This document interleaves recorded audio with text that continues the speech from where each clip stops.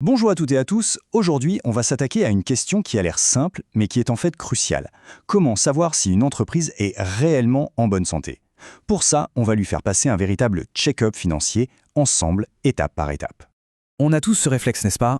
On voit une boîte qui a un chiffre d'affaires énorme, on se dit waouh, ça cartonne. Mais en réalité, c'est souvent bien plus compliqué. Des ventes impressionnantes peuvent tout à fait cacher des dettes gigantesques ou une rentabilité très faible. Et c'est justement là que l'analyse financière entre en jeu. C'est un peu notre stéthoscope, notre scanner, l'outil de diagnostic qui va nous permettre de regarder sous le capot pour comprendre la véritable situation de l'entreprise, bien au-delà des apparences. Alors, par où on commence ce fameux check-up? On commence par le bilan. Il faut voir ça comme une radiographie, au mieux, une photo nette et précise de la situation à un instant T. Ce document nous dit très exactement ce que l'entreprise possède et ce qu'elle doit à une date donnée. Par exemple, au 31 décembre. C'est une vision complètement statique, c'est vrai, mais elle est absolument fondamentale. La logique du bilan elle est implacable. D'un côté, il y a l'actif. C'est tout ce que l'entreprise possède, de ses usines à ses stocks, en passant par l'argent que les clients lui doivent. Et de l'autre, le passif. C'est la réponse à la question d'où vient l'argent qui a permis de financer tout ça. La petite magie de la comptabilité, c'est que ces deux côtés de la balance doivent toujours être parfaitement à l'équilibre.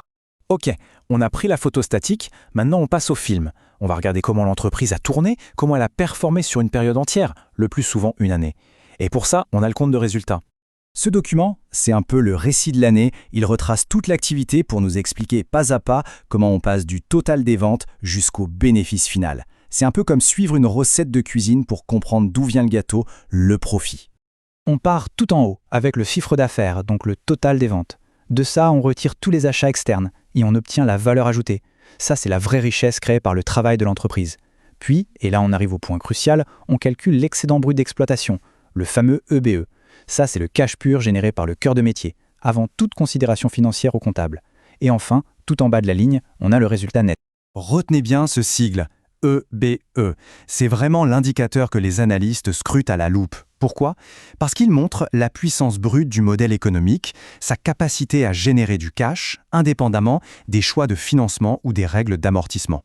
On peut dire que l'EBE, lui, il ne ment pas. Bon, maintenant qu'on a la photo et le film, on va prendre les signes vitaux de notre patient. Ces signes vitaux, ce sont les ratios. Ce sont des calculs tout simples mais incroyablement puissants pour poser un diagnostic rapide.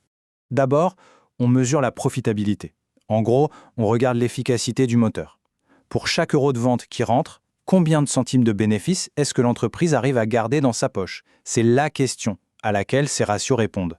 Ensuite, la solvabilité. Est-ce que l'entreprise est solide sur ses appuis? Est-ce que sa structure financière est assez saine pour qu'elle puisse faire face à ses dettes sur le long terme? C'est carrément une question de survie.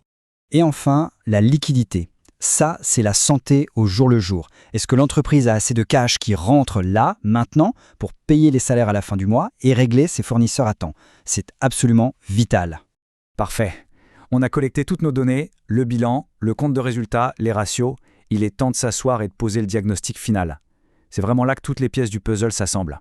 Et là, on touche à la règle d'or absolue de l'analyse financière. Un chiffre tout seul est inutile. Il ne veut rien dire. Si on dit qu'une entreprise a une marge de 10%, ça ne nous avance à rien. 10% c'est bien, c'est mauvais, impossible à dire sans un point de comparaison. Et cette comparaison, elle se fait de deux manières. D'abord, on regarde l'historique. Est-ce que l'entreprise fait mieux ou moins bien que l'an dernier, que l'année d'avant? Et ensuite, étape essentielle, on la compare à ses concurrents directs et plus largement à la moyenne de son secteur d'activité.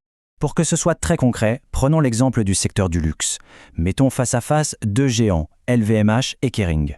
Là, on voit tout de suite l'intérêt. Regardons la marge. Celle de LVMH est bien au-dessus de la moyenne du secteur, alors que celle de Kering est en dessous. Et puis, jetons un œil au ratio de dette. Oula, celui de Kering est nettement plus élevé, ce qui allume un petit voyant orange, ça signale un risque potentiel. Voilà, on est au cœur du diagnostic. Toute seule, une marge de 13,4% pour Kering, ça pourrait paraître tout à fait correct. Mais dès qu'on la met en perspective avec les 18% de la moyenne du secteur, on détecte une sous-performance. Le contexte change absolument toute la lecture des chiffres. Finalement, on se rend compte que l'analyse financière, ce n'est pas juste une affaire de chiffres froids. C'est presque un art de la narration. Chaque bilan, chaque ratio, c'est un indice. Et quand on les met bout à bout, ils nous révèlent l'histoire cachée d'une entreprise, ses forces, ses faiblesses, et parfois même son avenir. La vraie question n'est donc pas seulement quels sont les chiffres, mais plutôt quelle histoire ces chiffres nous racontent-ils.